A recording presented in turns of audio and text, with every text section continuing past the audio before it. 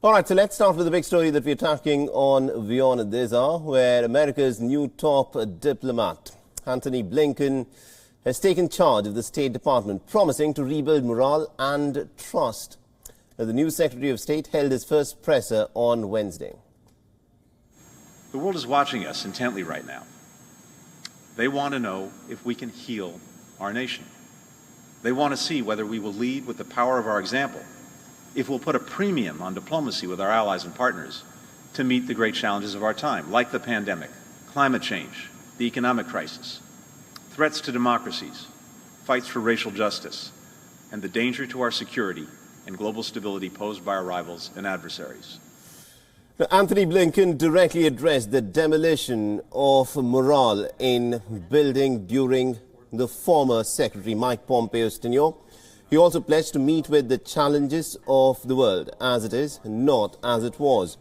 Now, Blinken has acknowledged the COVID-19 pandemic and also the aftermath of the deadly siege on the US Capitol. Both topics that were largely avoided by his predecessor. I know the State Department that I'm walking into today is not the same one that I left 4 years ago. A lot has changed. The world has changed.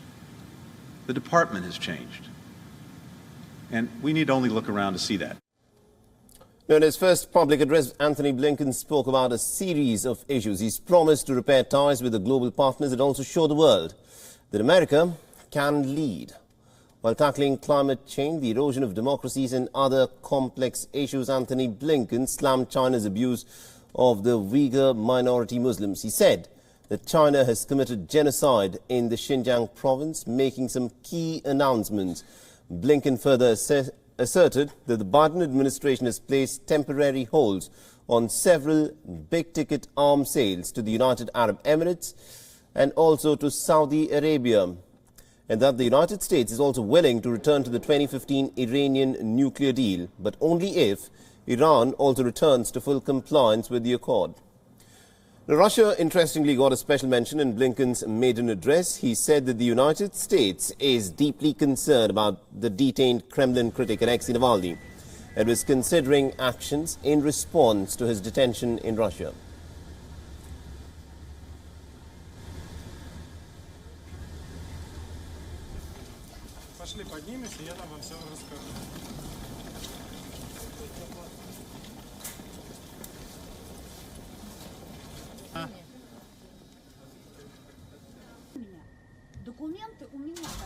Across the board, as the President has said, we're reviewing all of these actions that are a deep concern to us, whether it is the treatment of Mr. Navalny and particularly the apparent use of a chemical weapon in an attempt to assassinate him.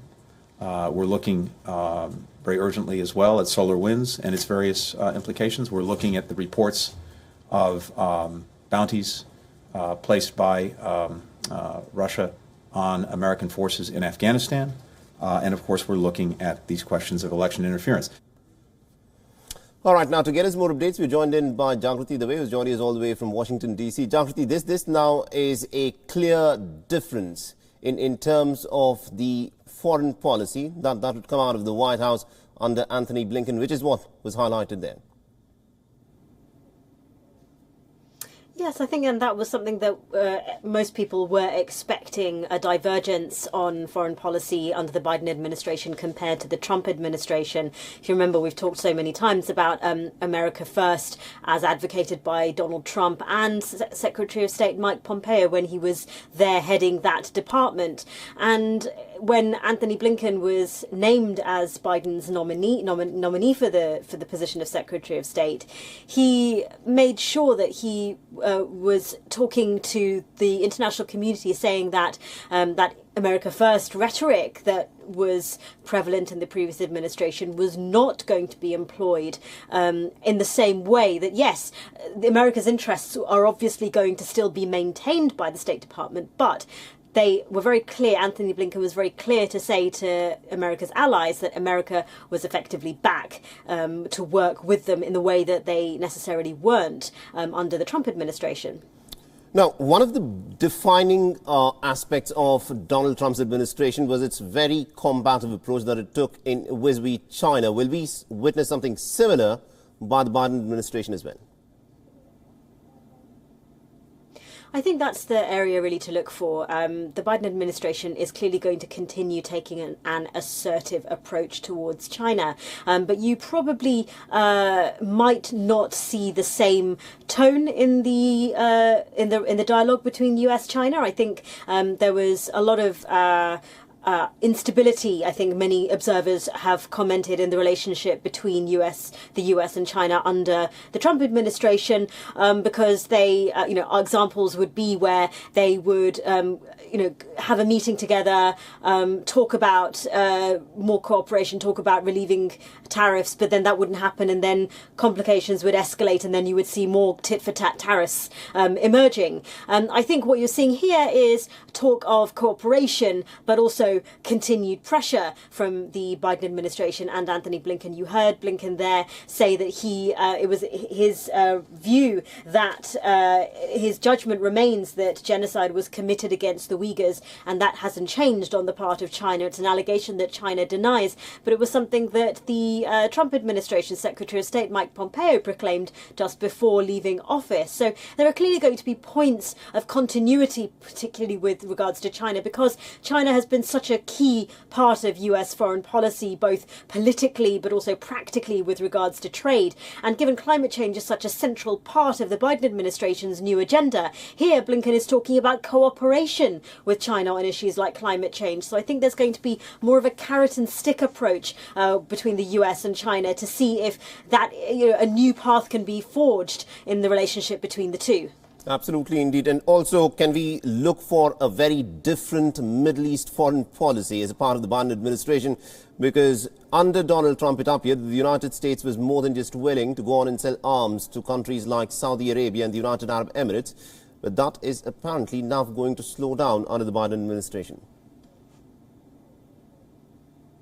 Yeah, we've seen a change with regards to Saudi Arabia and the United Arab Emirates. But I think given the Abraham Accords and the diplomatic breakthroughs that were made under the Trump administration, I think you have heard complimentary remarks from various members of the Biden team to say that that is progress of some description. So I think, yes, we will see, again, some divergence, but perhaps some continuity. I mean, we are seeing Ambassador Khalilzad is staying on as the US Special Representative to the Afghanistan peace process. Again, he was a crucial member of that agreement between the government and the Taliban. And so I think we might see elements like that, people who've been entrenched and involved in roles like that. We might see sort of continuity in some of those developments, like the breakthrough that we saw with the Abraham Accord and the relationship between the Israelis and the Palestinians, but also here in the talks in Afghanistan. Absolutely, indeed. Just before we let you go, one of the things that Donald Trump was accused was actually of going a little bit slow against Russia. He was seen as someone who is way too lenient. How is this now going to change under the Biden administration? Yeah, I think you're going to see Biden take a tough stance towards Russia, both rhetorically and practically. I think one of the things observers commented on with Donald Trump was that he had a very cozy relationship with his Russian counterpart, Vladimir Putin, a good personal relationship. But behind the scenes, there were still Russia hawks that were operative in the administration, in senior positions, who, and there were sanctions applied to Russia as well. So, it was a sort of quite a often paradoxical relationship at times. But yes, some of that the friendlier tenor that you saw in terms of the personal relationship between Donald Trump and Vladimir Putin, Donald Trump's reluctance almost on many occasions to criticize Russia, I think that is something that you're definitely going to see a huge change in. Absolutely. Thank you very much indeed, Jagrati, for joining us and giving us all those details there. WION is now available in your country. Download the app now and get all the news on the move.